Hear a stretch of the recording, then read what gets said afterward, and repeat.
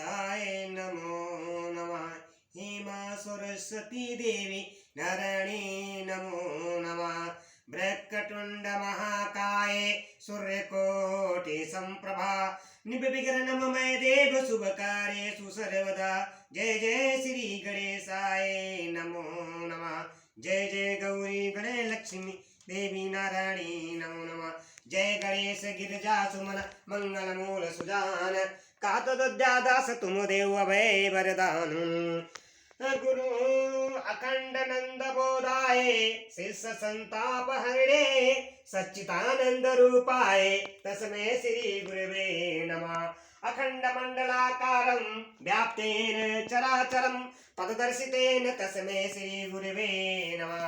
अज्ञानतिमिरान्धस्य ज्ञानञ्जनशलाकया चक्षुरुन्मीलितं येन तस्मै श्री गुरवे नमः।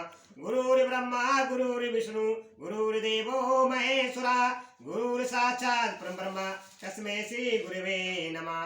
कंठे यस्य विराजते हि गरलं गंगाजलमस्तके वामे अंगगिरिराजरज तनजा भवानी पतियं नंदीश कंदकल विराज सहित श्री विश्वनाथ परुआ काशी मंदिर स्थित किल गुराजात सदा मंगलम। कपूर गौरम करुणतारम संसार सारम भुजगेंद्रहारम सदा वसंतं हृदयारविंदे भवं भवानी सहितं नमामि। करिदंडवत सप्रेम दिजि शिव सन्मुख करजोरी विनय करत गद गद सुर समुझ घोर गति मोरी। बोलो जय सीताराम हर हर महादेव मिश्रा जय जय करो। ओम नमः शिवाय। हे माता जोता वाली मैया तुम्हारी सदा जय जयकार हो। हे नवदुर्गा की देवी तुम्हारी सदा जय जयकार हो।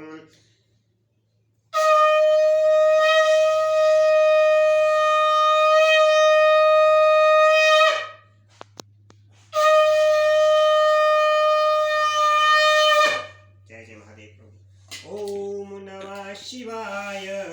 ओम नमः शिवाय। जय महादेव शिव नमः शिवाय। मैं श्री शिव महापुरुषा श्री शिव महापुरुषा यूट्यूब चैनल के माध्यम से जो आज तक कथा सुनाई थी सती का खंड। कल जो कथा मैंने सुनाई थी भगवान शिव का दक्ष को अपनी भक्त वसलता ज्ञान ज्ञानी की भक्ति श्रेष्ठता तथा तीनों देवताओं की एकता बताना दक्ष अपने यज्ञ को पूर्ण करना तथा करना सब देवता आदि का अपने अपने स्थान को जाना सती खंड का उपसार और मातशय जो मैंने यूट्यूब चैनल के माध्यम से ये कथा सुनाई थी। सती खंड मैंने समाप्त कर दिया है।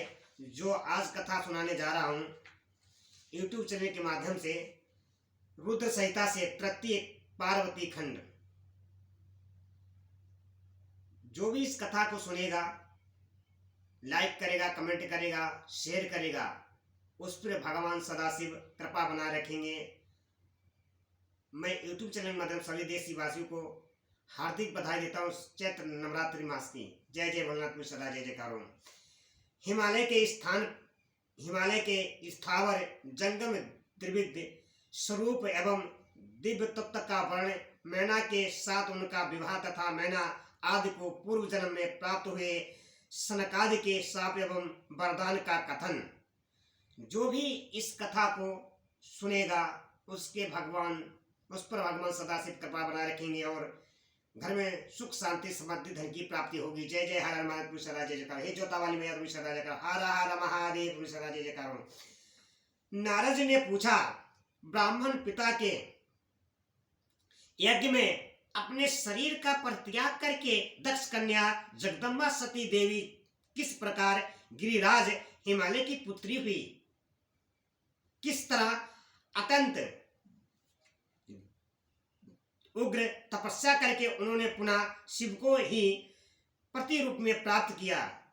यह मेरा प्रसन्न है और है आप इस पर भली भांति और विशेष रूप से प्रकाश डालिए।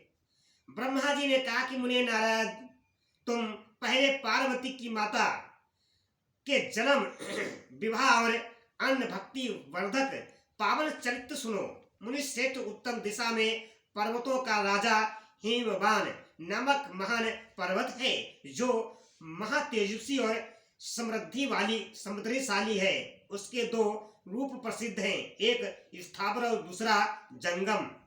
मैं संक्षेप से उसके सूक्ष्म स्थावर स्वरूप का वर्णन करता हूँ। वह रामायणीय पर्वत नाना प्रकार के रत्नों का आकार खान है और पूर्व तथा पश्चिम समुद्र के भीतर प्रवेश करके इस तरह खड़ा है कि मानो भूमंडल को नापने के लिए कोई मानदंड हो।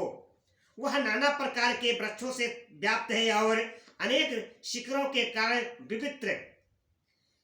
विचित्र शोभा से संपन्न दिखाई देता है। सिंह, व्याघ्र आदि पशु सदा सुखपूर्वक उसका सेवन करते हैं।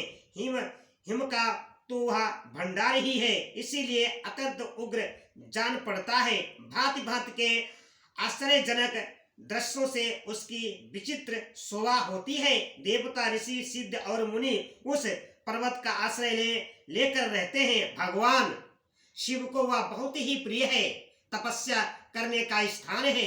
स्वरूप से ही वह अत्यंत पवित्र और महात्माओं को भी पावन करने वाला है। तपस्या में वह अत्यंत शीघ्र सिद्ध प्रदान करता है। अनेक प्रकार के धातुओं की खान और सो है। वही दिव्य शरीर धारण करके श्रवंग सुंदर रामायणीय देवता के रूप में भी स्थित है। भगवान विष्णु का अभिकृत अंश है, इसीलिए वह शैलराज साधु संतों को अधिक प्रिय है। एक समय गिरवर हिमामान ने अपनी कुल परंपरा की स्थिति और धर्म की बुद्धि के वृद्धि के लिए देवताओं तथा पितरों का हित करने की अभिलाषा से अपना विवाह करने की इच्छा की। मुनीश्वर वह अवसर पर संपूर्ण देवता अपने स्वार्थ का विचार करके दिव्य पितरों के पास आकर उनसे प्रसन्नता पूर्वक बोले। देवताओं ने कहा, पितरों, आप सब लोग प्रसन्नचित होकर हमारी बात सुने और यदि देवताओं का कार्य सिद्ध करना आपको भी अभिष्ट हो तो शीघ्र ही वैसा ही करें। आपकी ज्येष्ठ पुत्री जो मैना नाम से प्रसिद्ध है वह मंगल रूपणी है, उसका विवाह आप लोग अत्यंत प्रसन्नता पूर्वक हिमाबान पर्वत से कर दे। ऐसा करने पर आप सब लोगों का सर्वथा महान लाभ होगा और देवताओं के दुखों का निवारण भी पग पर होता रहेगा। देवताओं की यह बात सुनकर पितरों ने परस्पर विचार करके स्वीकृति दे दी और अपनी पुत्री मैना को विधि पूर्वक हिमालय के हाथ में दे दिया। उस परम मंगलमय विवाह में बड़ा उत्सव मनाया गया। मुनीश्वर नारद मैना के साथ हिमालय के शुभ विवाह का यह सुखद प्रसंग मैंने तुमसे प्रसन्नता पूर्वक कहा है। वह अब और क्या सुनना चाहते हो? नारद जी ने पूछा, विद्वान आप आदर पूर्वक मेरे सामने मैना की उत्पत्ति का वर्णन कीजिए। उसे किस प्रकार शाप प्राप्त हुआ था यह कहिए और मेरे संदेह का निवारण कीजिए। ब्रह्मा जी बोले कि मुने, मैंने अपने दक्ष नामक जिस पुत्री की पहले चर्चा की है उनके 7 कन्याएं हुई थीं, जो सृष्टि की उत्पत्ति में कारण बनी। नारद दक्ष ने कश्यप आदि श्रेष्ठ मुनियों के साथ उनका विवाह किया था। वह सब वृतांत तो तुम्हें विदित ही है। अब प्रस्तुत विषयों को भी सुनो। उन कन्याओं में से एक स्वदा नाम की कन्या थी, जिसका विवाह उन्होंने पितरों के साथ किया। स्वदा की 3 पुत्रियां थीं, जो भी सौभाग्य शालिनी तथा धर्म की मूर्ति थी। उनमें से ज्येष्ठ पुत्री का नाम मैना था, मझली धन्या के नाम से प्रसिद्ध थी और सबसे छोटी कन्या का नाम कलावती था। ये सारी कन्याएं पितरों की मानसी पुत्रियां थीं, उनके मन से प्रकट हुई थीं। इनका जन्म किसी माता के गर्भ से नहीं हुआ था। एवं आयोनिजा थी, केवल लोक व्यवहार से सुधा की पुत्री मानी जाती थी। इनके सुंदर नामों का कीर्तन करके मनुष्य संपूर्ण अभिष्ट को प्राप्त कर लेता है। ये सदा संपूर्ण जगत की वंदनीय लोक माताएं हैं और उत्तम अबुध्याय से शोभित रहती हैं।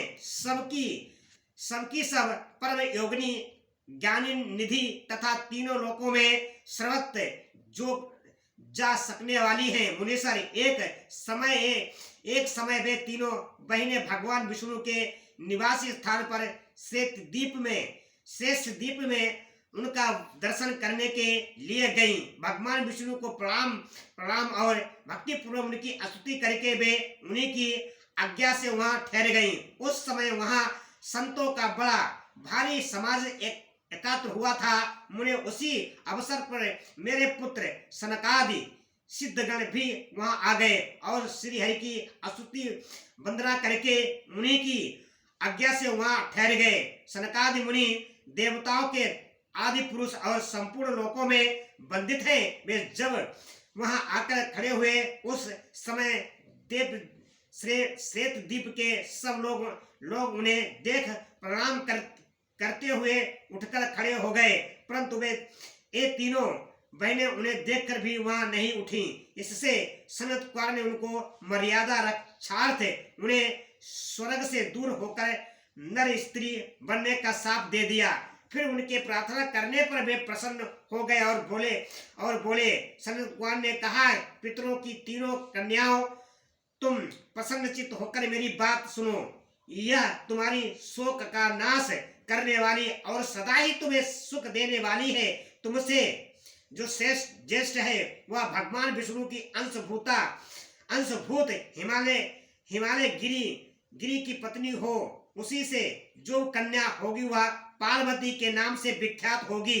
पितरों की दूसरी प्रिय कन्या योगिनी धन्या राजा जनक की पत्नी होगी। उसकी कन्या के रूप में महालक्ष्मी अवतरणी होगी, जिसका नाम सीता होगा। इसी प्रकार पितरों की छोटी पुत्री कलावती द्वापर के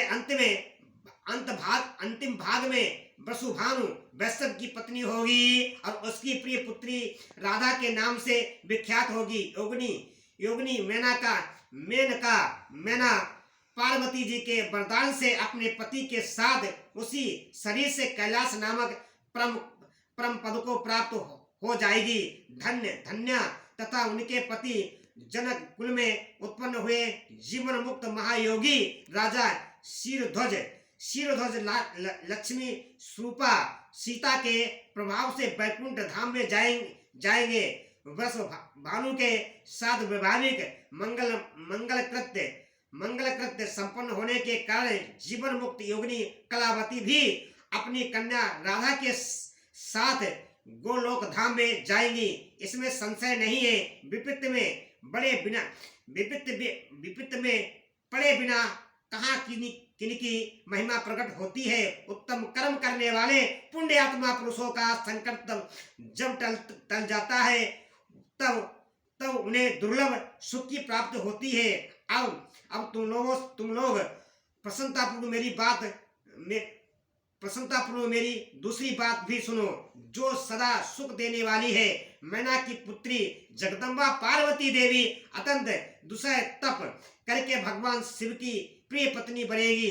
धन्या की पुत्री सीता भगवान श्री राम जी की पत्नी होंगी और लोकाचार आश्रय ले श्री राम के साथ विहार करेंगी। साक्षात गोलोक धाम में निवास करने वाली राधा ही कलावती की पुत्री होंगी। वे गुप्त स्नेह में बंधकर श्री कृष्ण की प्रीतमा बनेगी।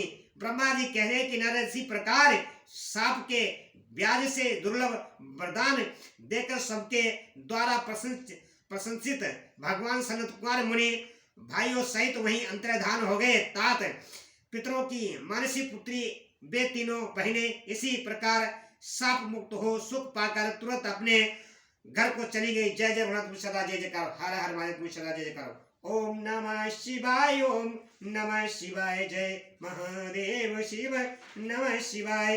जय जय शिव शंभु जय जय सीताराम जय जय राम जय जय राम। देवी पूजी पद कमल तुम्हारे सुर नर मुनि सब हुई सुखारे। नाथ सकल संपदा तुम्हारी मैं सेवक समेत सुत नारी। दीन दयाल विरद संभारी हरौ नाथ मम संकट भारी।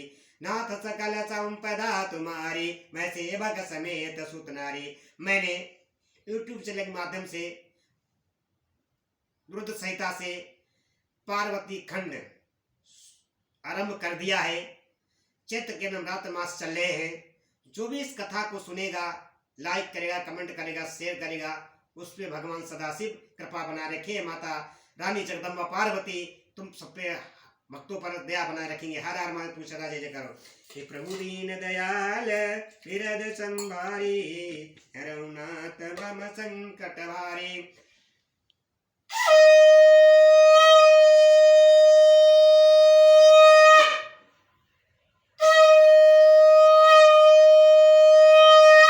जय जय हर हर महादेव। ओम नमः शिवाय। जय जय महादेव। हेलो, जय सीताराम जय सीताराम जय सीताराम। हमारा मनुष्य जीवन बड़ी कठिनाई से मिलता है। भक्तजनों, ये जीवन व्यर्थ मत गवाओ। भगवान के चरण में ध्यान लगाओ, माता रानी के चरण में ध्यान लगाओ। जो भी ध्यान लगाता है भगवान उस पर सदा दया बनाए रखते हैं और उसके घर के सारे संकट दूर हो जाते हैं और सुख समृद्धि प्राप्त होती है। जय जय हर हर जय जय करो। ओम नमः शिवाय ओम नमः शिवाय। हर हर महादेव।